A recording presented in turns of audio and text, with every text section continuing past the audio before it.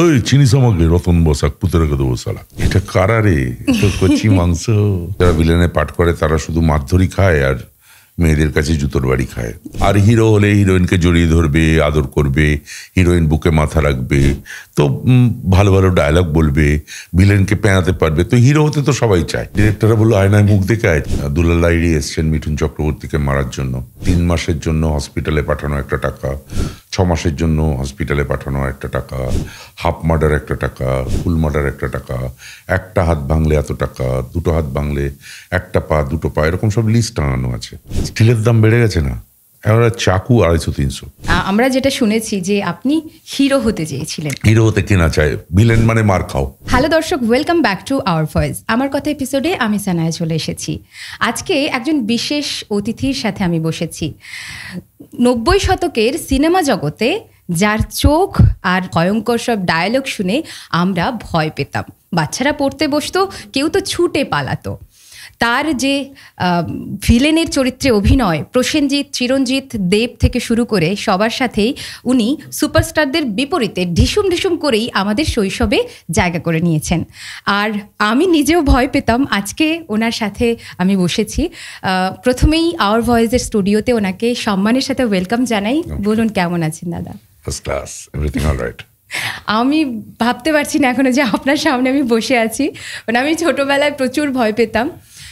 যাই হোক, আজকে আওয়ার ভয়েসে এসেছেন আপনি সময় নিয়ে, তার জন্য অনেক অনেক ধন্যবাদ। কেমন লাগছে আওয়ার ভয়েসে এসে? ঠিকঠাক, ভালো, সুন্দর পরিবেশ, সুন্দর, সামনে একটা সুন্দরী মেয়ে, ভালোই লাগছে।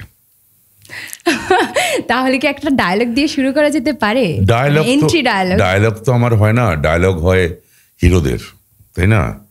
তো আমরা ভিলেনদের তো সারাটা জীবন, যারা ভিলেনে পাঠ করে তারা শুধু মারধরি খায় আর মেয়েদের কাছে জুতোর বাড়ি খায়।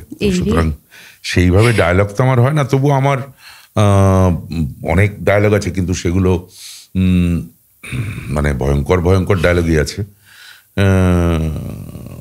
তবু একটা খুব মজার ডায়লগ মনে পড়ছে আমার কাছে। একটা ছবির নাম হাঙ্গামা।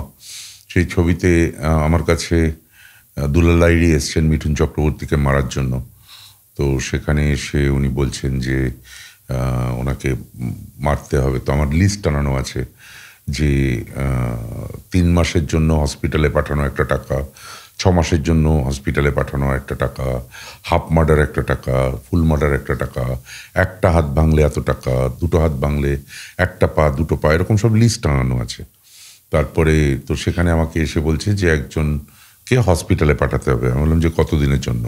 তো উনি হিসেব করে বললেন ওর বেরোতে 1 মাস, তারপরে ওর থেকে বেরোতে 1 মাস, তারপরে আরও 1 মাস, তারপরে বিয়ে সারতে 1 মাস, ওই মোট 4 মাস। না, হবে না, আপনাকে হয় 3-এ যেতে হবে, নয় 6-এ যেতে হবে। বললো 6 মাস? 3 মাসের জন্য হচ্ছে 25,000, আর সাপোজ টু বি, আমার এক্স্যাক্টলি পুরো মনে নেই, 6 মাসের জন্য হচ্ছে 50,000। তো তখন বললো 50,000টা একটু বেশি হয়ে যাচ্ছে, তো আমার 4 মাসই লাগবে, 6 মাসের অর্ডারটাই দেবো, তো একটু রেটটা কমানো যায় না? হবে না দাদা, স্টিলের দাম বেড়ে গেছে না, এবার চাকু 250-300, গোড়া 5-6 যে যা পাচ্ছে দাম নিচ্ছে। তারপর এখন তো একটা বডি ফেলতে গেলে একটার বেশি দানা খরচা করা যায় না। তারপরে ধরুন পুলিশ, মন্ত্রী, এমএলএ, কাউন্সিলর, ছেলেদের মজুরি, অফিস মেনটেন, ভ্যাট, জিএসটি, এইসব দিয়ে না খুব একটা কিছু থাকে না। মানে মার্ডার করা বাজার খুব খারাপ দাদা, এরকম ডায়লগ। তো ভয় দেখানো, ওই চিনিস আমাকে রতন বসাক পুঁতে রেখে দেবো সালা, এরকম আছে। এটা কারারে কচি মাংস, ব্রয়লার চিকেন, মজার মজার ডায়লগ আছে আমার। তো আমরা যেটা শুনেছি যে আপনি হিরো হতে চেয়েছিলেন। হিরো হতে কেনা চায়, ভিলেন মানে মার খাও। ভিলেন মানে হচ্ছে মার খাও, হিরোইনের হাতে জুতো পেটা খাও।